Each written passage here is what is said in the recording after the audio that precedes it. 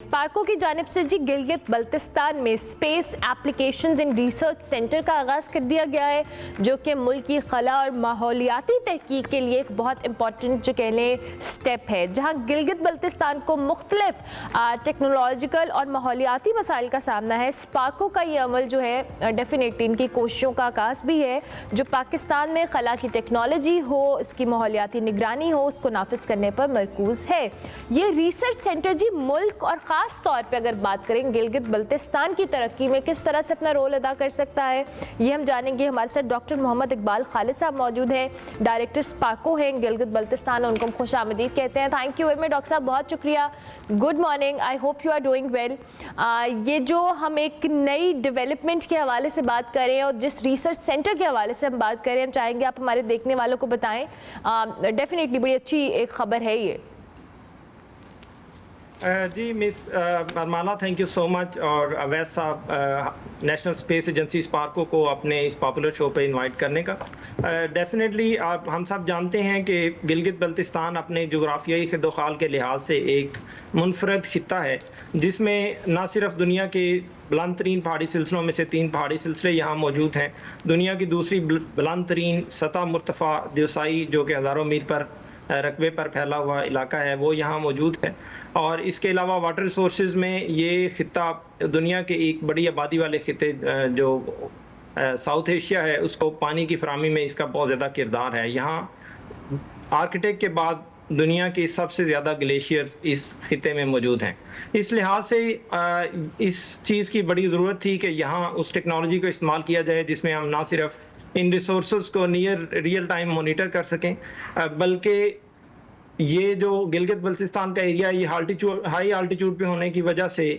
एक ख़ास अहमियत इसकी ये भी है कि यहाँ बहुत ज़्यादा क्लियर स्काइज़ हैं, तो इसका स्पेस ऑब्जर्वेशन में बहुत ज़्यादा एक अच्छा रोल है। इन तमाम अवामिल को ध्यान में रखते हुए नेशनल स्पेस एजेंसी स्पार्को ने यहाँ एक स्टेट ऑफ द आर्ट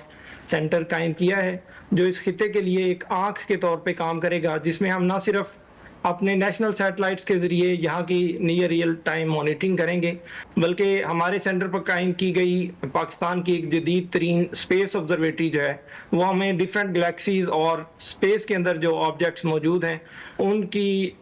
निगरानी करने में भी बहुत ज़्यादा मदद फराहम करेगी। तो ये सेंटर इंशाल्लाह ताला गिलगित बल्तिस्तान और मुल्क के लिए एक गेम चेंजर साबित होगा, जिसकी बहुत ज़्यादा अफादियत है मुल्क की तरक्की में।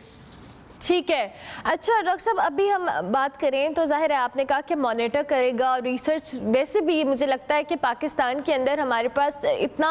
स्कोप है टुवर्ड्स रिसर्च और इतना एक गैप भी है जिसको हमें फिल करने की ज़रूरत है। और अगर ये रिसर्च सेंटर टुवर्ड्स हम जिन चैलेंजेस का सामना कर रहे हैं, जिसमें अगर हम पानी की बात कर रहे हैं, खुशहाली की बात करें, बहुत सारी चीज़ें हैं जो दुनिया भर में इस हवाले से इसको यूटिलाइज़ किया जाता है, प्रिडिक्ट किया जाता है, तो इस सिनेरियो में ये कितना हेल्पफुल हो सकता है? जी, यहाँ गिलगित में इस सेंटर को कायम करने का एक जो बड़े अवामल हैं, उनमें से एक मकसद ही यही था कि हमारे जो ग्लेशियर्स हैं, जो माहौलियाती तब्दीलियाँ आ रही हैं, हमारे ग्लेशियर्स रिट्रीट कर रहे हैं, उनको हम मॉनिटर करें और ऐसी एनालिटिक्स प्रोड्यूस करें जो हमारी पॉलिसी मेकर्स को ऐसी पॉलिसीज़ बनाने में हेल्प करें जो कि यहाँ की जो सस्टेनेबल डेवलपमेंट है उसमें रोल प्ले करें। ये area China Pakistan economic corridor के लिहाज से एक गेटवे है। उस गेटवे में जितनी भी डेवलपमेंट्स हो रही हैं, सीपैक के हवाले से जो डेवलपमेंट्स हो रही हैं, उनकी मॉनिटरिंग में भी ये सेंटर बहुत ज़्यादा हेल्पफुल साबित होगा। तो एक पायदार तरक्की के लिए जो एनालिटिक्स हैं, जो रिलायबल डेटा है, that plays an important role, और हम एक डाटा सोर्स के तौर पे काम करेंगे पूरे मुल्क के लिए, इस खित्ते के लिए। ठीक है। अच्छा डॉक्टर साहब, अब जाहिर है कि हम जब बात करें गिलगित बल्तिस्तान की, और आपने एक पर्पस भी बताया कि यहाँ पे रिसर्च सेंटर बनाने का पर्पस भी यही है कि ग्लेशियर्स हों या दीगर चीज़ें उनको मॉनिटर किया जाए, लेकिन एट द सेम टाइम हम टूरिस्ट या टूरिज़म की भी जब हम बात करते हैं तो ये इलाके बड़े इंपॉर्टेंस के हामिल हैं। आप पॉलिसी मेकिंग के हवाले से मैं ज़रूर चाहूँगी कि आपकी जो कोलैबोरेशन है मुख्तलिफ इदारों के साथ, वो किस तरह की है कि टूवर्ड्स टूरिज़म लोगों को इनकरेज करना, क्योंकि ज़रा वेदर प्रिडिक्ट होगा, वहाँ पे टूरिज़म उस हिसाब से होती है, मुख्तलिफ चीज़ें इंटरलिंक्ड हैं, तो इस हवाले से भी थोड़ा सा बताएं। जी, गिलगित बल्तिस्तान एक हाईली इको फ्रेजाइल एरिया है, लेकिन ऑन दी अदर हैंड यहाँ के माउंटेन रिसोर्सेज, ग्लेशियर्स और टूरिस्ट अट्रैक्शंस की वजह से कुछ एरियाज ओवर एक्सप्लॉयटेड भी हैं। तो हम ना सिर्फ उन ओवर एक्सप्लॉइटेड एरियाज को किस तरह से हम डेवलप कर सकते हैं जिसमें हमारा इकोसिस्टम जो है वो कम से कम डिस्टर्ब हो, ना सिर्फ उसके लिए हम गिलगित बल्तिस्तान हुकूमत के साथ मिलकर काम करेंगे, टूरिज्म डिपार्टमेंट के साथ मिलकर काम करेंगे, बल्कि बहुत सारे ऐसे एरियाज जो अभी अनटैप्ड हैं जहाँ पे अभी टूरिज्म पोटेंशियल उस लिहाज से डेवलप नहीं हो सका, उसके लिए भी हम काम कर रहे हैं। ऐसे इलाकों की मैपिंग कर रहे हैं, किस तरह से हमने उनको अप्रोचेबल बनाना है, कौन कौन से अवामिल हैं जिनको उनकी डेवलपमेंट में हमने ध्यान में रखना है। तो इस लिहाज से ये टूरिज्म में भी इस सेंटर का एक बहुत पिवटल रोल होगा, और हम जो डेटा प्रोड्यूस करेंगे, जो यहाँ पे मैपिंग का काम करेंगे, उससे हमारी टूरिज्म इंडस्ट्री भी डेफिनेटली बहुत ज़्यादा डेवलप होगी। ठीक हो गया। आपने ग्लेशियर्स की बात की, और जाहिर है कि हम जब इन इलाकों की बात कर रहे हैं तो हमारे जो आइस मास है वो डेफिनेटली बहुत ज़्यादा है, और पूरी दुनिया की नज़र भी इस पे है। जाहिर है हम क्लाइमेट चेंज की जहाँ पे बात करें, पाकिस्तान उन ममालिक में है जिस पे असर सबसे ज़्यादा हो रहा है, दो कि हमारी कंट्रीब्यूशन उस तरह से नहीं है। अब तो क्या आपके दीगर इंटरनेशनल इदारे, जिनमें हम नासा की बात कर रहे हैं, जो भी इंटरनेशनल बॉडीज़ हैं, कोई इस पार्कों की उनके साथ कोलैबोरेशन, कोई ऐसा चीज़ जो आप लोग आपस में कोऑर्डिनेशन रखे हुए हों इन चैलेंजेस से निपटने के लिए, जो भी मामलात हैं? जी बिल्कुल, Sparco being national space agency, जितनी भी इंटरनेशनल स्पेस एजेंसीज हैं उनमें बड़ी स्ट्रॉन्ग कोलैबोरेशन के साथ काम करती है। ये खिता जो है इसमें ख़ास तौर पर Asia Pacific space cooperation organisation APSCO के साथ मिलकर बहुत सारे ऐसे प्रोग्राम हम चला रहे हैं जिससे डेफिनेटली ये जो हमारे ग्लेशियर्स की प्रिजर्वेशन और किस तरह से हम इसको मॉनिटर करें कि इसमें जो चेंजेस आ रही हैं उनको हमने मैनेज किस तरह करना है, जो एरिया ज़्यादा एंथ्रोपोजेनाइज हो रहे हैं उसको हम किस तरीके से रोक सकते हैं, ये सारे प्रोग्राम्स भी स्पार्को इस सेंटर से रन करेगा। ठीक है।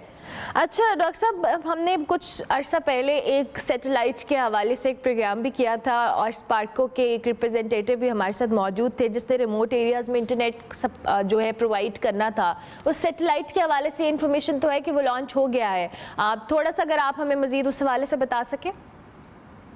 जी बिल्कुल, पाकिस्तान का जो multi mission satellite communication satellite था वो 30 मई को लॉन्च हुआ, और अब वो मुकम्मल फ़ाल सैटेलाइट के तौर पे काम कर रहे हैं, जिसमें हमने स्पेशली इस रीजन में बड़ा अग्रेसिवली ये प्रोग्राम शुरू कर दिया हुआ है, जिसमें हम ऐसे रिमोट एरियाज जहाँ पे हमारा जो आम इंटरनेट है, जो केबल के थ्रू इंटरनेट की फ्राहमी है, वो बहुत ज़्यादा मुश्किल है क्योंकि वो बहुत फार फ्लंग एरियाज हैं, लेकिन वहाँ पे हमने अपने हाई थॉरपोर्ट टर्मिनल्स इंस्टॉल करना शुरू कर दिए हैं, और वहाँ पे बहुत हाई स्पीड इंटरनेट की फ्राहमी जो है वो ऑलरेडी शुरू हो चुकी है। तो ये कम्युनिकेशन सैटेलाइट भी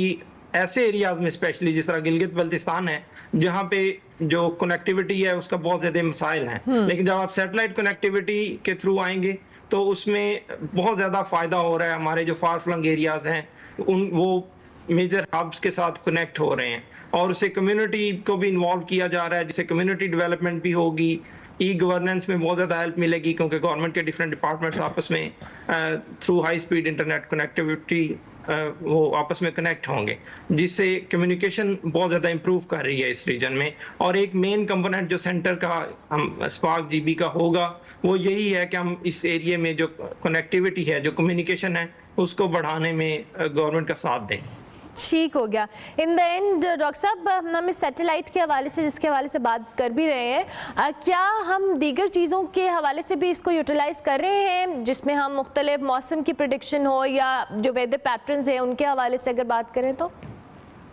जी, स्पेस वेदर पे में भी इन सैटेलाइट्स का रोल है। हमारे जो अर्थ ऑब्जर्वेशन सैटेलाइट्स और कम्युनिकेशन सैटेलाइट्स हैं, इस टेक्नोलॉजी को मिलके हम जो हमारी मौसमियाती तब्दीलियां हो रही हैं उनके क्या असरात हैं उनको हम ऑब्जर्व कर रहे हैं। इसके अलावा रिलायबल डेटा प्रोड्यूस कर रहे हैं जिसको हम प्रेडिक्शन के लिए यूज़ कर सकेंगे। तो इसमें भी एक बहुत इंपॉर्टेंट रोल होगा इस टेक्नोलॉजी। ठीक है, ठीक हो गया। Thank you very much doctor साहब, बहुत शुक्रिया।